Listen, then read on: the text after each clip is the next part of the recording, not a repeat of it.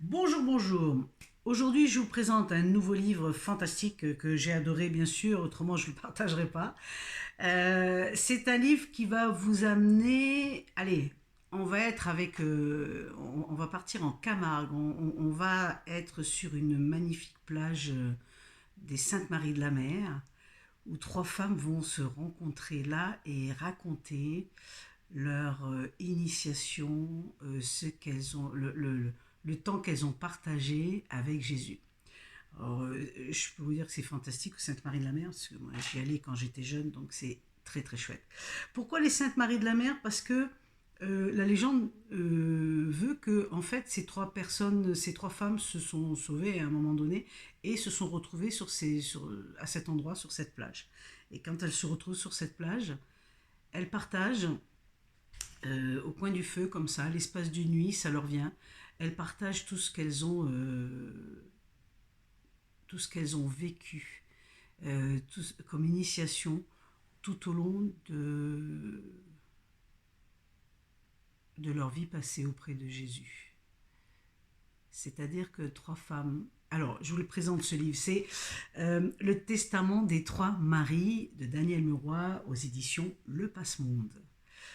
Ces trois femmes sont pas moins que Marie Salomé, Marie Jacobée et Marie Myriam, qui a été son épouse quand même. Trois femmes, trois initiations complètement différentes. Trois femmes qui vont se livrer au plus profond d'elles-mêmes ce qu'elles ont vécu en accompagnant Jésus tout au long de ses pérégrinations, quand il allait prêcher, quand il allait à travers ses voyages, comment elles l'ont vécu, qu'est-ce qu'il leur a apporté à chacune d'elles, comment ils l'ont mis sur la voie donc du Christ, sur la voie du cœur, sur ce et en même temps tous ces enseignements partagés, vous allez voir qu'ils sont criants de vérité parce que c'est complètement d'actualité. Pendant qu'il était sur Terre, il a vécu une vie sur Terre et c'est toujours d'actualité. C'était il y a je ne sais pas combien d'années en arrière et vous allez vous rendre compte, c'est carrément d'actualité, c'est complètement juste, c'est passionnant. Alors, quand j'ai pris le livre, il s'est ouvert à une page, donc je vais vous partager un extrait. Parce que je suis tombée dessus, je me suis dit, tiens, il faudrait quand même le partager. Vous allez vous rendre compte par vous-même.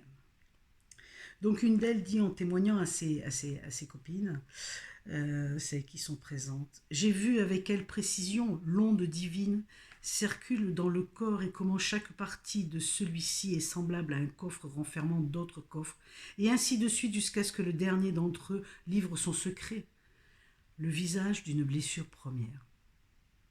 J'ai vu enfin que les réponses à cette blessure étaient toujours les mêmes.